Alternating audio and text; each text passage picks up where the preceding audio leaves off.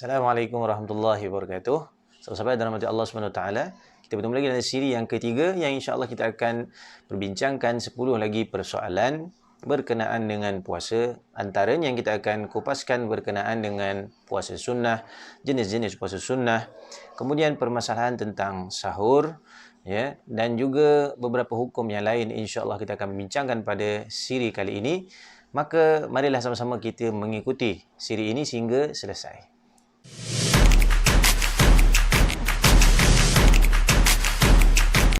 Soalan yang ke-21. Ustaz, apakah masuk puasa sunat? Dan juga berikan contoh puasa sunat. Puasa sunat ini menurut ulama adalah puasa secara tatawwu', yakni secara sukarela. Untuk apa? Untuk taqarruban ilallah, mendekatkan diri kepada Allah Subhanahu wa taala, dan merupakan ibadah badaniyah. Ibadah kita mentarbiah jasad kita untuk menahan lapar dan dahaga, di samping mendapat tarbiyah ruhaniyah, iaitu menahan diri daripada hawa nafsu dan juga menahan keinginan hati kita. Nah, inilah satu daripada yang diajarkan oleh ulama untuk kita mendapat hakikat puasa, iaitu melatih bukan sahaja badan kita, anggota kita, bahkan hati kita daripada berhajat kepada selain daripada Allah. Antara contoh puasa sunnah, antaranya puasa pada hari Isnin dan Khamis. Ini berdasarkan kepada hadis Nabi SAW. Sesungguhnya pada kedua-dua hari tersebut, fihimal a'mal, akan diangkatnya amalan. Pada hari kedua-dua hari tersebut akan diangkatnya segala amalan. Maka kata Nabi SAW, aku menyukai aku menyukai amalanku itu diangkat ketika mana aku berpuasa.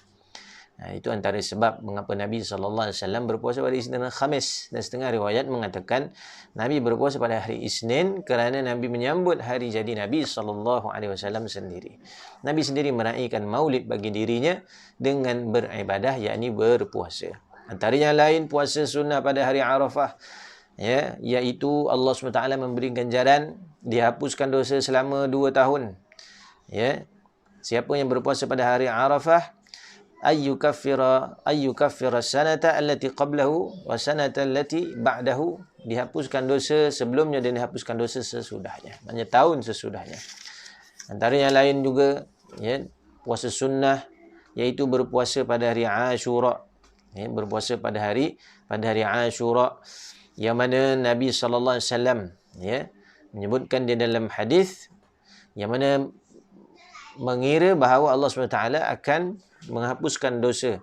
Ayyukaffiras sanata allati qablahu, diampunkan dosa pada tahun sebelumnya, yakni diberi keampunan setahun bagi orang yang berpuasa pada hari Ashura.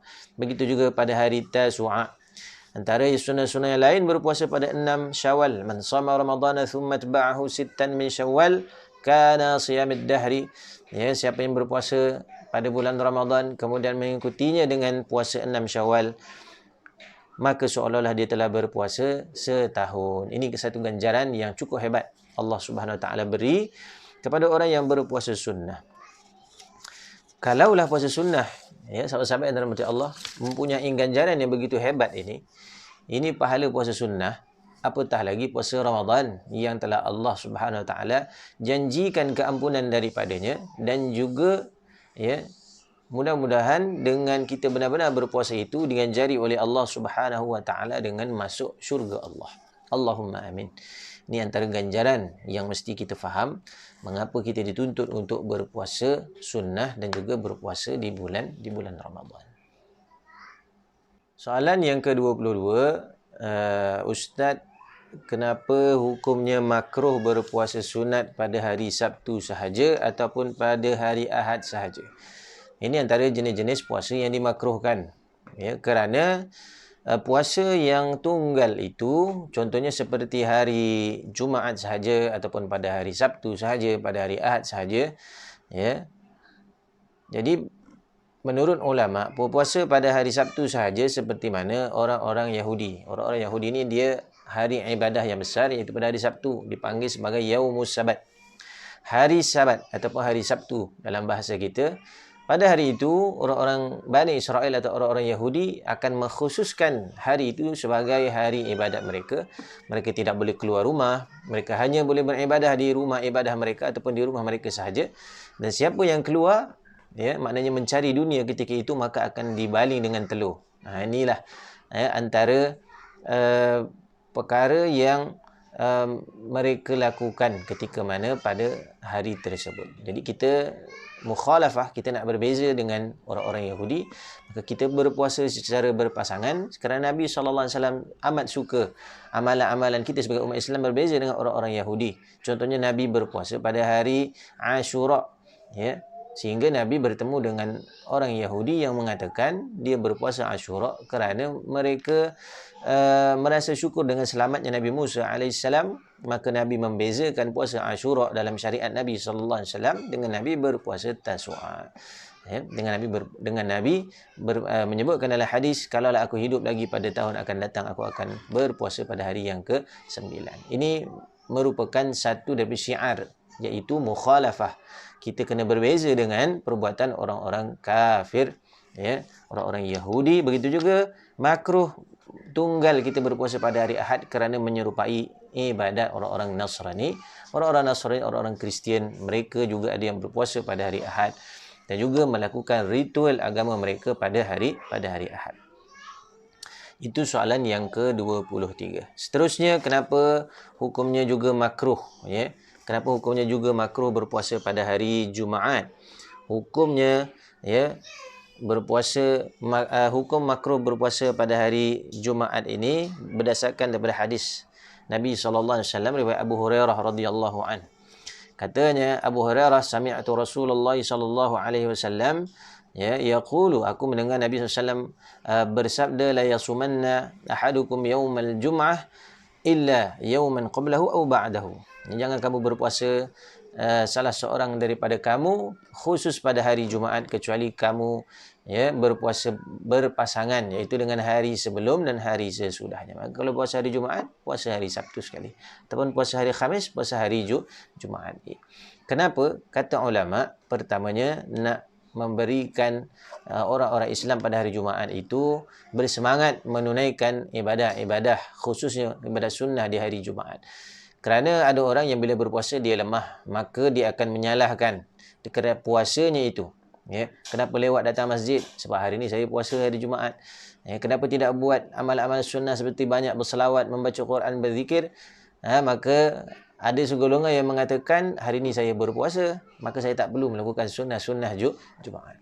Maka sebagai ulama mengatakan makruh di sini, ya, kerana mereka tidak melaksanakan sunnah-sunnah Jumaat.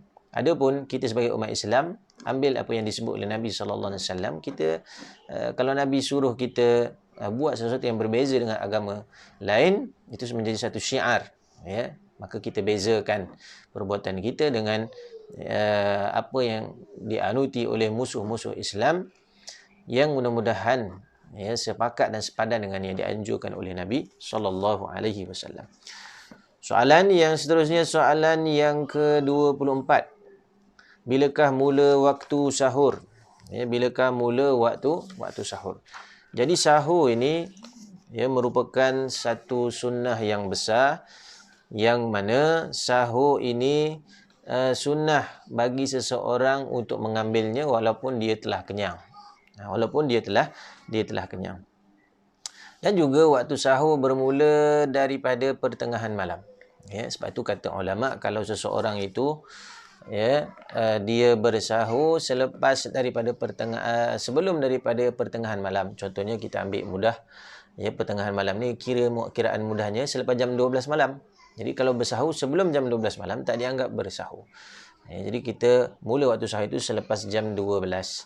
Kenapa kena bersahur?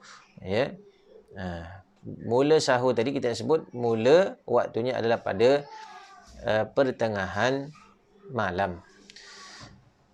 Jadi ambil peluang bersahur. Ya, kata Nabi SAW dalam hadis, tasahharu fa inna fi sahuri barakah.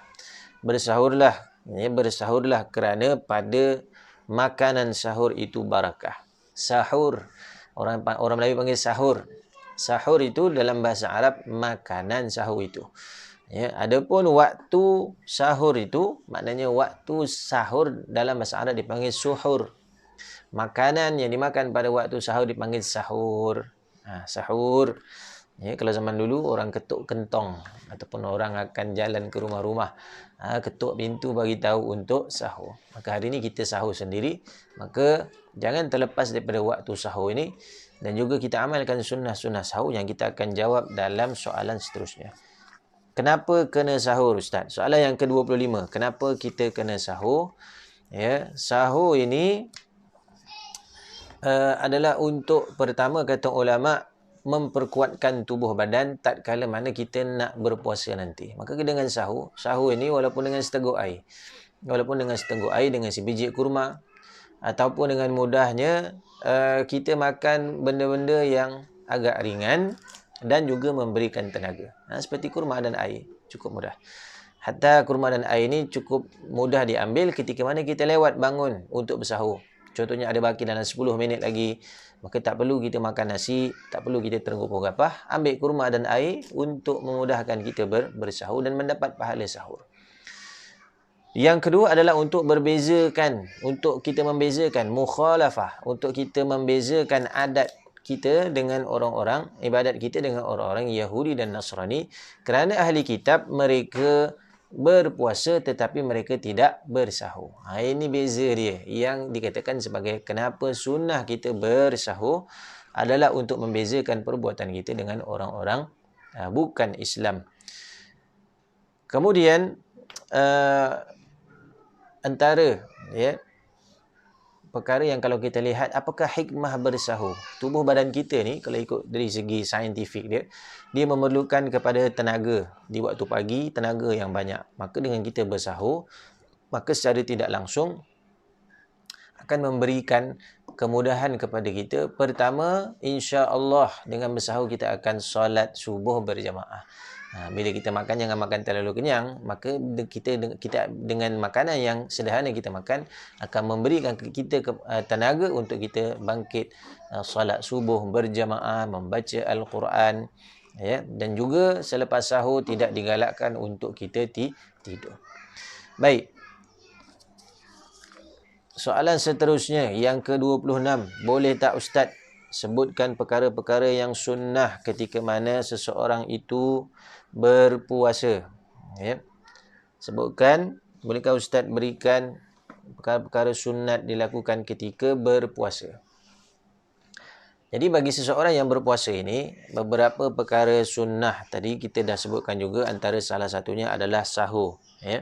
Antara salah satunya adalah sahur. Dengan bersahur, maka kita telah mengamalkan sunnah Nabi SAW. Antara yang lain, bila mana kita mengamalkan sahur,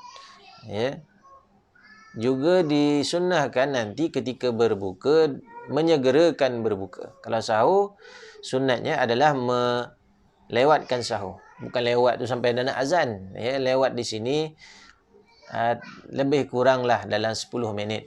Sebelum azan kita berhenti sahur. Maknanya kita bangun contohlah 5 pagi kita dah sahur. Azan contohnya pukul 6, maka 5.45, 5.50 kita dah berhenti mengambil sunat imsak. Jadi antara sunnah orang-orang yang berpuasa juga adalah ketika mana dia selepas bersahur dia imsak, untuk dibersihkan gigi dia, untuk dia dapat buat solat sunnah sekiranya dia masih melakukan solat sunnah ketika mana dia bangun pagi. Sunat-sunat yang lain, beriktikaf. Kita beriktikaf di masjid, ambil peluang. Kerana itu bila mana kita beriktikaf ketika mana berpuasa, maka Allah Subhanahu Wa Taala akan memberikan ganjaran, dan inilah masa kita nak guna untuk beriktikaf. Lebih-lebih lagi mempunyai peluang ketika mana kita cuti dan sebagainya. Sunnah yang lain, antara sunnah yang besar dalam berpuasa ni, sunnah yang besar merupakan akhlak Nabi SAW adalah dengan menjaga lidah. Dengan kita menjaga lidah. Kenapa? Menjaga lidah ni satu benda yang sangat besar. Kerana tak semua orang mampu menjaga lidahnya. Bahkan hari ini lidah diwakili oleh tangan. Kita tengok waktu bulan Ramadan, bila orang dah tak banyak dekat dengan Quran, maka orang akan mudah mendekati dengan gadget dan sebagainya. Maka dia akan tangan itu menggantikan isi hatinya, menggantikan lidahnya.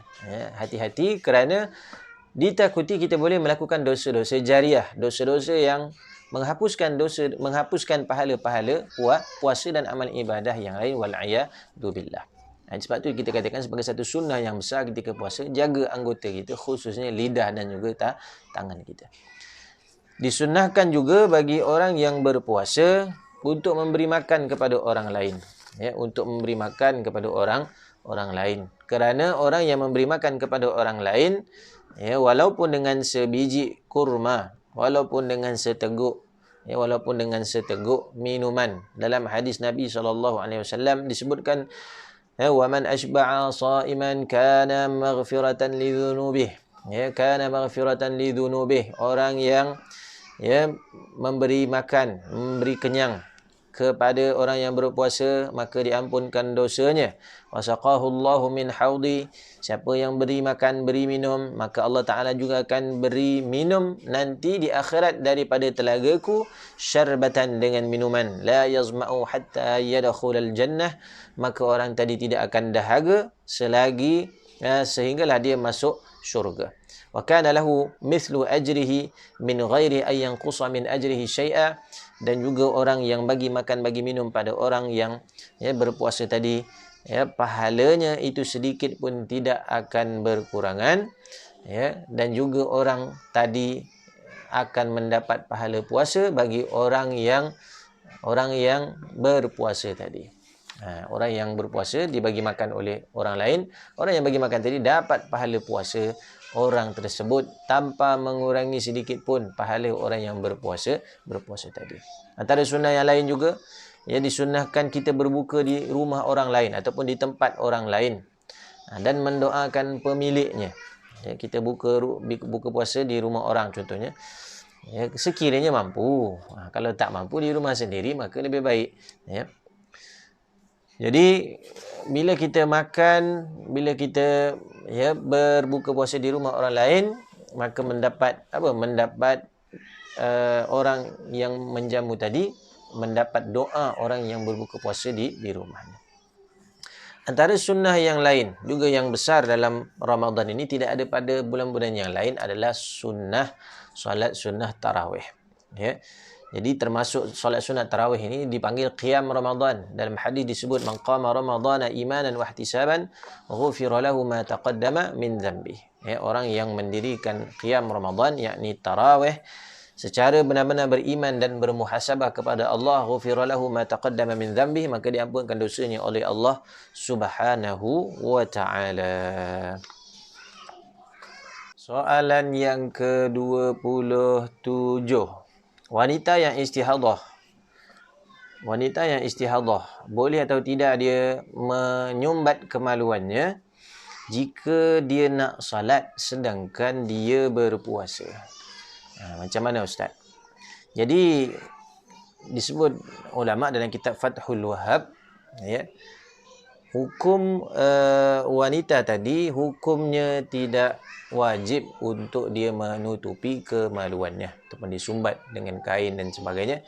Hukumnya tidak wajib. Dia boleh saja pakai tuala wanita biasa.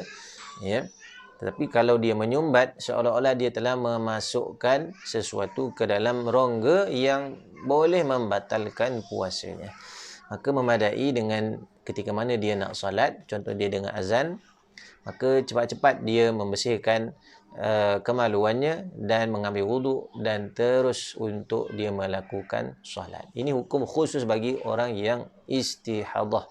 Ini hukum khusus bagi orang yang istihadah. Dia tidak perlu menyumbat kemaluannya ataupun dia tutup lubang kemaluannya dengan sesuatu yang menyebabkan dia memasukkan sesuatu ke dalam rongga, maka boleh membatalkan puasa. Memadai dengan dia cuci dan tutup sahaja dengan tuala wanita. Baik, soalan yang ke-28. Apakah hukum merasa makanan? Apakah hukum merasa makanan? Hukum merasa makanan, Ya. Hukum secara asasnya adalah harus. Ya, kita rasa harus hukumnya. Ya. Kita cicip makanan tadi, kita rasa hukumnya harus dan tidak membatalkan puasa selagi mana zat makanan itu tidak masuk ke dalam rongga batin kita. Maknanya kita tak telan dengan tekak. Kita rasa dengan hujung lidah contohnya. Ya, jadi mungkin seseorang itu tukang masak dan dia nak jual kepada pelanggan dia, maka di situ ada hukum harus untuk dia merasanya dahulu. Ya, mungkin dia nak rasa masin dia, maka hukumnya harus. Tetapi sekiranya ada zat makanan yang masuk ke dalam rongga batinnya, maknanya sehingga sampai ke tekaknya, maka hukum itu boleh membatalkan puasa. Hukum asal adalah boleh, adalah harus. Bahkan ada ulama menyebutkan boleh jadi makruh sekiranya dikhawatiri akan tertelan. Contoh rasa banyak sangat, sampai-sampai dirasa masinnya dalam tekaknya, maka boleh membatalkan puasa.